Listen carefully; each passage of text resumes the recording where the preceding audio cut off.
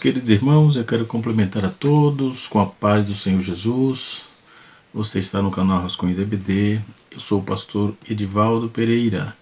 Nesta oportunidade, estaremos comentando a lição de número 8, lição da classe dos jovens, né? E a lição, como tem aquele dito, quem segue é Cristo, quem segue é Cristo, quem segue é Cristo. A próxima lição, a lição de número 8, diz: quem segue é Cristo, compartilha a mensagem da graça. Quem segue a Cristo, compartilha a mensagem da graça. Eu quero começar esta aula com uma frase muito interessante. Nós temos oportunidade de conhecermos a palavra de Deus e também praticá-la, não é? Glória a Deus. Porque conhecer não é o bastante. O interessante de tudo é praticar. Então, nós vamos encontrar dentro dessa lição algumas importantes lições. Primeiro, quem segue a Cristo precisa fazer aquilo que diz, ou pregar aquilo que vive e viver aquilo que prega, não é? Isso é o que está escrito dentro da sacrossanta palavra de Deus, não é?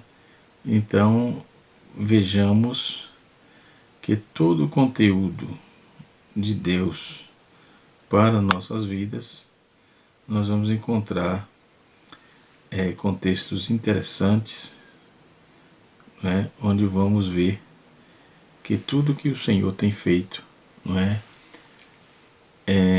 justo, bom e agradável. Então, o Evangelho de Cristo, ele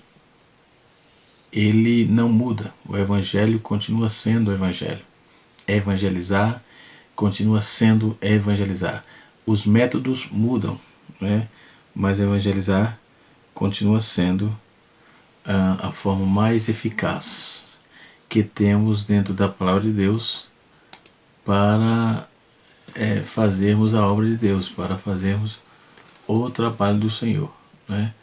Então nós temos aí importantes lições sobre essa questão, né? Temos importantes lições sobre essa questão. Então, quando vamos ver todos os métodos de evangelizar ou de evangelismo, não é, que é nos apresentado, né, dentro da sacrossanta palavra de Deus, não é? Nós podemos observar que o método de evangelizar é adotado por Cristo, né, ensinado e praticado por Ele, não é? De forma muito grande, uma grandeza extraordinária que esta forma de que Cristo evangelizou, ou trabalhou, ou fez, não é? E assim sucessivamente. Então, o Evangelho nunca muda. O método, sim, muda, né?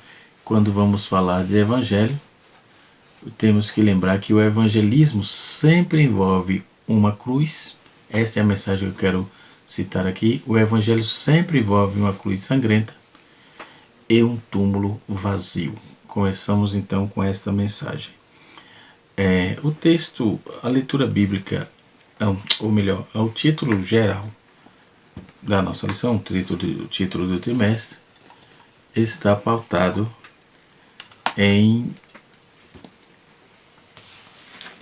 sobre o título, pautado sobre o título Imitadores de Cristo, né? E o texto, a lição, conforme eu disse, está: quem segue a Cristo compartilha a mensagem da graça, que é nada mais, nada menos do que o Evangelho de Jesus, ok? Então vejamos o que diz a nossa lição. O primeiro tópico da lição é está escrito assim: atitudes que proclamam a Cristo. O segundo tópico, Cristo, toda a mensagem de todos, né? E o terceiro tópico está assim, pregando o amor, né? Então, a todo tempo, a todo instante, Jesus pregou o amor. Jesus não só pregou o amor, Jesus, ele ensinou o amor. Jesus não só pregou, mas ele ensinou, né, o amor. Vamos lá. O evangelismo, primeiro temos que ter em mente, temos que ter em mente que evangelizar, anunciar a mensagem da graça é o mesmo que evangelizar, e evangelismo não é recrutamento, né? Evangelismo não é estar em mesmo, o evangelismo não é estar nem o mesmo alcance, ou seja, o esforço pode levar ao evangelismo, né? Pode levar o esforço, pode levar ao evangelismo, mas você pode estar ao alcance durante todo o dia e nunca anunciar as boas novas de Cristo, né? O evangelho é quando o evangelismo é quando as pessoas são desafiadas diretamente com o evangelho e é convidada a responder. Então, muitas pessoas podem tropeçar, né, nesse ponto, né, mas nós sempre queremos que as pessoas ouçam e respondam às boas novas do evangelho, ok? Isso é um ponto importante. Então, como eu disse, o evangelho nunca muda, porque o evangelho sempre envolve a cruz sangrenta e um túmulo vazio. Ela sempre envolve a morte de Cristo na cruz por nossos pecados em nosso lugar. Então, é um sentido assim inexplicável, né? Então, esses fatos são constantemente sem essa mensagem, esses fatos são uma constante. Sem essa mensagem não há evangelização, porque a mensagem da cruz é que nos leva a essa motivação, né? Essa força motriz. A força motriz é a mensagem da cruz e o túmulo vazio. Ponto, né? Então essa frase achei muito interessante, fazendo umas pesquisas aqui, estudando. E achei interessante essa frase. Até postei aí no Facebook, na minha rede social, né? Então, o evangelho é transcultural, é universal, vai ao longo de cada época e tempo, né? São homens e mulheres sendo chamados a confiar e a seguir a Cristo e acreditar que a força do evangelho transforma em cima do arrependimento, né, de seus pecados. Então, isso é anunciar, compartilhar a mensagem de Deus, a mensagem de Jesus, a mensagem do Cristo, né? O evangelho transforma acima de tudo o arrependimento, mas como fazemos o evangelismo? Como chegamos ao ponto de proclamar o evangelho? O que é impactar é o que impacta, ou melhor, por quanto é onde da cultura, né? Ou seja, mas como fazemos isso, né? Como chegamos ao ponto de proclamar o evangelho? E é o que impacta pelo quando e onde da cultura, né? Os métodos de evangelismo mudam ao longo do tempo, isso é verdade, né? O evangelismo sempre envolve o chamar as pessoas ao arrependimento, a confiar, a seguir a Cristo e a nascer de novo. Então esses três pilares são importantes, né? Primeiro, nós temos que ter em mente que o evangelismo sempre envolve chamar pessoas ao arrependimento, confiar e levar essas pessoas a confiar em Cristo, né? E nascer de novo pelo poder do evangelho. Mas podemos pensar em eras metodológicas evangelísticas e metodologias, aliás, evangelísticas, não é? E algumas décadas atrás, por exemplo, Muitas pessoas vieram a Cristo quando ouviam grandes pregadores de rádio. O evangelismo era feito nas ruas, não é? Tinha um poderio gigantesco, o método de trabalho era simples, né? E não mudou. Né? Os métodos mudam, mas o evangelho é o mesmo, o conteúdo é o mesmo, a mensagem é a mesma. Isso é importante, jovem, notar.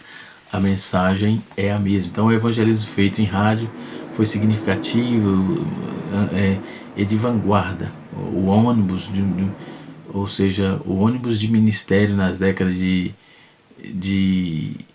70, 80, foi um método de evangelismo significativo. Então, as pessoas evangelizavam no ônibus, nos trens, né? E assim sucessivamente.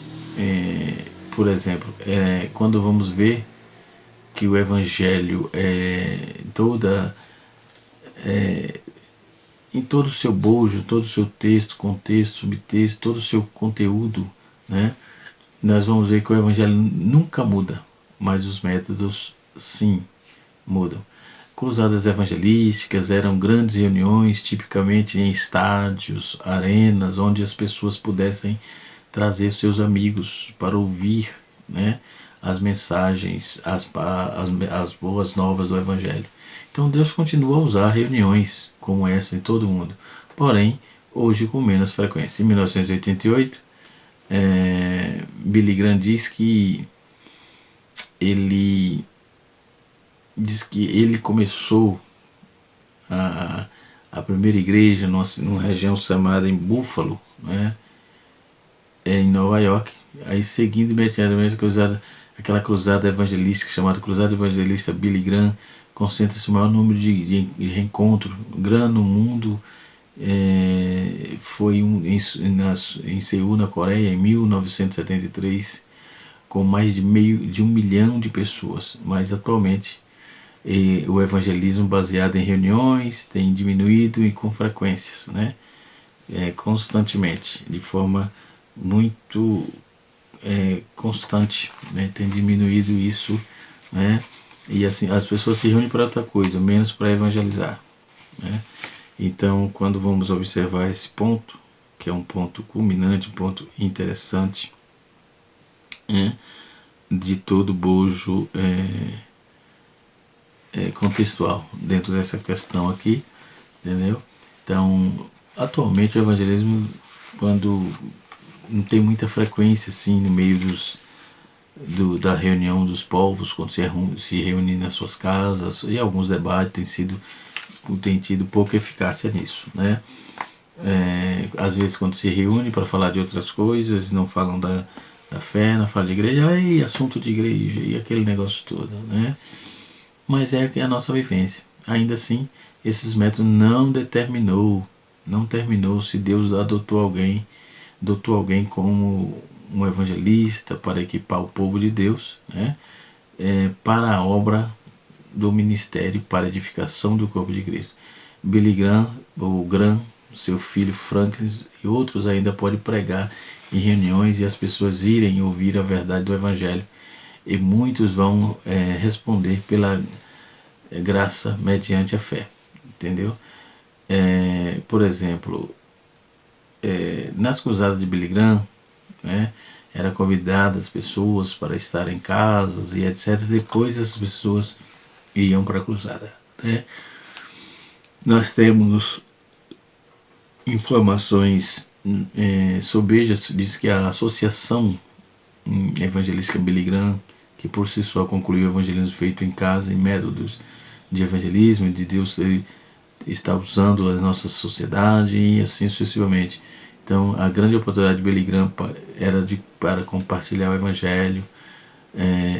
O evangelho era um palco nacional, eles montaram uma campanha evangelística. América, minha esperança. Isso foi muito forte. Então, Jesus é a única esperança para todos os países. Nós vamos notar e observar o quanto Deus trabalhou no meio das nações. Vejamos então, não é? Os métodos de Jesus. Jesus usou 3 formas categórica para evangelizar. Primeiro, produzir diálogo. Segundo, cultivar relacionamentos. Terceiro, compreender o processo relacional. Então vamos repetir. Primeiro método de Jesus usou, produzir diálogo. Segundo método, cultivar relacionamentos. Terceiro método, compreender o processo relacional. Se você quer expandir a mensagem da graça, você precisa estar estruturado nesse tripé, que foi métodos que Jesus usou, né? Então, desde o Gênesis, o Evangelho é pré-anunciado. Quando Gênesis capítulo 12, verso 3 diz assim: em ti serão benditas todas as nações da terra. E nós vamos notar que no livro de Gênesis encontramos várias vezes a palavra todos os povos. Gênesis capítulo 3, verso 2, como eu já disse, verso 3, em Gênesis 18, verso 18 diz assim: eles serão benditos todas as terras. Em Gênesis 22, 17 e 18 diz: e toda a tua semente serão benditas todas as nações da terra. Em tua semente serão benditas todas as nações da terra. Em Gênesis 26, 4 diz: serão benditas todas as nações da terra. Então, abençoar todas as nações com a pregação do Evangelho é uma verdade neotestamentária, né? E confirmada aí na palavra, como veremos a seguir. Em Marcos capítulo 16, verso de número 15, diz: ide por todo mundo pregar o Evangelho a toda criatura. Ide fazer discípulo em todas as nações. Mateus 28, versículo 19. Lucas capítulo 24, verso 47 diz assim: a todas as nações. E em Tito 2, 11 está escrito: salvadora a todos, né? Que é a graça salvadora a todos. Então tem que evangelizar a mensagem da graça. A partir dessas passagens bíblicas que mostra que o Evangelho é uma bênção para todos, como também é uma ordem como promessa. Em Atos capítulo 1, versículo 8 diz: mas receberei o poder do Espírito Santo e sereis minhas testemunhas, tanto em Jerusalém, em Samaria e como em toda a Judéia e até os confins da terra. Mas recebereis poder. Esta ordem deixa claro, deixa que o evangelismo e missões começam no poder do Espírito Santo, né? Ele somente ela é a semente, né, que motiva, inspira, que impulsiona a igreja a cumprir o seu papel missionário. Portanto, aqueles que querem fazer a obra sem o poder do Espírito Santo, o resultado é um fracasso. Não queira passar por isso, por esse vexame, né? E assim sucessivamente. O Senhor Deus, que conhece todas as fraquezas e incapacidades a fim de cumprir a sua obra, por exemplo, porém todas as vezes que ele ordena a igreja ir por todo o mundo, pregar o evangelho a toda criatura, ele capacita a igreja no poder do Espírito Santo. Então, por esse motivo, ele disse em Lucas 24, 49 assim: ficai em Jerusalém até que do alto sejais revestido de poder. Quando está escrito sereis minhas testemunhas, no grego está assim: martirion, que significa sofrimento em dar testemunho da fé até o ponto da morte, né? Ou seja, é um caminho de sofrimento, de rejeição, é possível morte. Um exemplo de homem que deixou seu testemunho com a vida, exemplo de Estevão, Atos capítulo 22,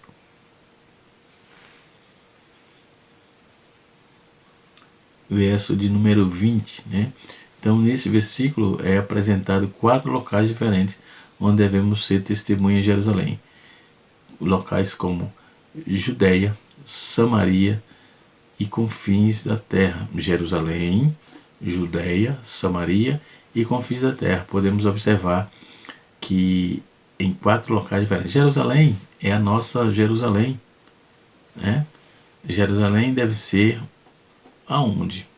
Onde é a nossa Jerusalém? Eis a pergunta, né?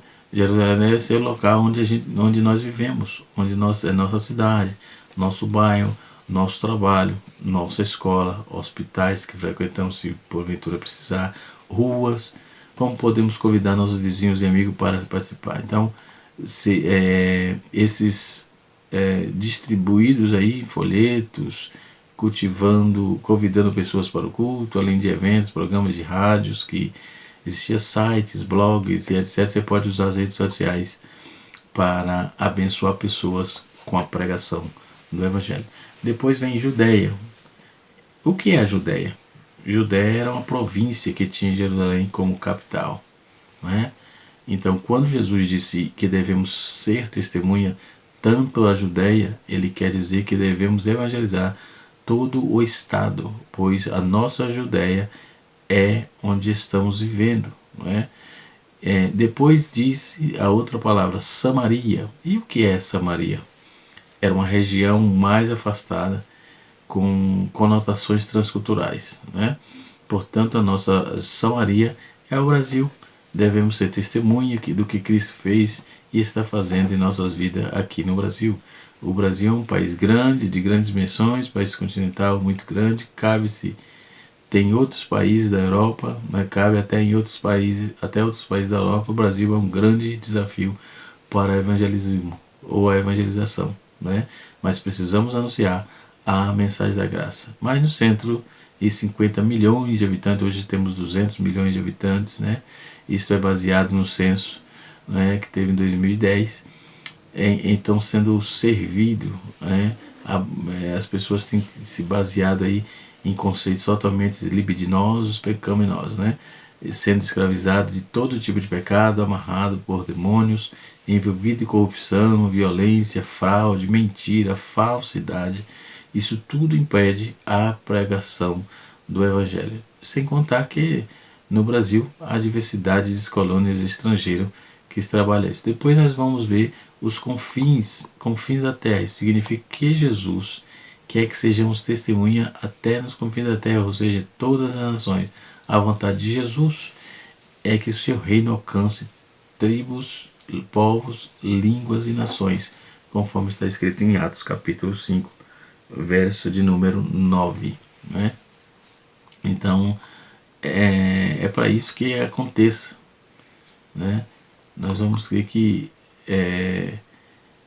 para que Deus use homens e mulheres, né, que estejam comprometidos com a verdade do reino de Deus. Então Jesus não tinha um microfone, mas mesmo assim evangelizava de forma eficaz, com resultados positivos, e assim sucessivamente. Então, mas vamos ver as 3 formas que Jesus usou. Né?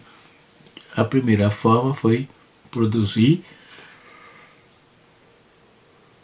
eu disse aqui, produzir diálogo. Jesus sempre convida os discípulos a um diálogo, né? É uma característica de Jesus, uma característica do nosso mestre. Essas primeiras palavras chamado ao Evangelho foram: o que vocês querem? Em Marcos capítulo 10, verso 51. Talvez esteja faltando você, eu, apenas uma pergunta, né? E a resposta daí as portas se abrirão, as oportunidades de falar de Jesus estará aberta. Depois, cultivar relacionamentos. Como assim? Né? Como assim?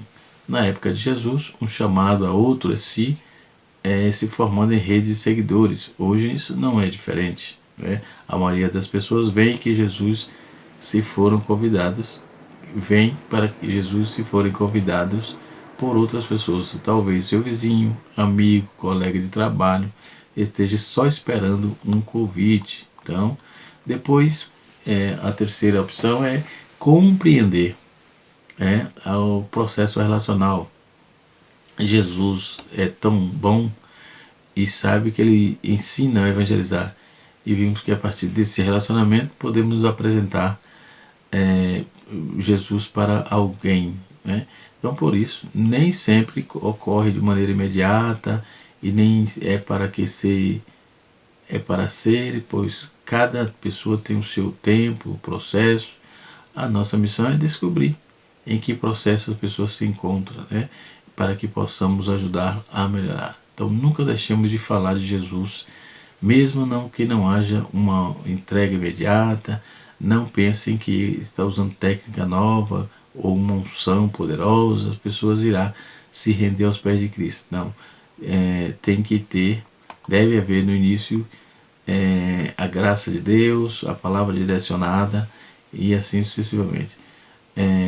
A Bíblia diz em Provérbios, capítulo de número 18, verso 4, diz assim: águas profundas são palavras na boca do homem, e a fonte de sabedoria é ribeiro transbordante. Então, qual o melhor método que Jesus usou que podemos imitar? Primeiro, Jesus se identificou com as pessoas a quem ele falava. Segundo, Jesus entregou a sua mensagem de forma simples, a ponto de todo o povo escutava e compreendia. Terceiro, Jesus andava por estradas, lares, aldeias, cidades, em busca de pessoas. Quarto, Jesus respeitou as leis do seu Pai e ainda ensinou a respeito da obediência e autoridade. Jesus, ele escolheu 12 homens despreparados, rústicos, e os preparou para pregar o Evangelho e continuarem também a obra para que ele lhe ordenara. Então Jesus, junto aos 12, também pregou a palavra, vivendo uma vida de fé em todos os seus seguidores. Após 3 anos de ministério, os discípulos de Jesus, ainda com tanta evidência da fraqueza e a falta de compreensão, iria cultuar ou continuar sobre a obra de liderança do Espírito. Então Jesus jamais quis e nem fez nenhuma tentativa de retomar a religião, o governo e a sociedade. Então Jesus pregou o seu evangelho simples e puro, apontando realidades fatais que podem impedir que você não vá para a eternidade, para o reino de Deus. Jesus pregou o evangelho simples, puro, mostrando que pode ser evidente de criar uma nova situação ou realidade. Jesus não usou os meios humanos para atrair os homens. Jesus ordenou inteiramente a pregação, defendeu inteiramente a pregação, e ensino realizado pelo poder do alto. Então Jesus sempre foi obediente e submisso à palavra, à vontade do Pai, e assim sucessivamente. Dentro desse contexto, precisamos atentar para tudo quanto a nossa lição está dizendo, tá certo? Que Deus em Cristo nos abençoe, que o Espírito de Deus continue falando de uma forma poderosa em nossos corações. E até a próxima aula, se Deus assim nos permitir, onde estaremos comentando a aula de número 9, a próxima aula. Quem segue a Cristo aprende novos valores, uma lição também muito importante para os nossos dias. É um aprendizado constante, Glória a Jesus, Que Deus em Cristo vos abençoe e até a próxima, se Deus assim nos permitir. Canal Rascunho DVD, ensinando para transformar vidas.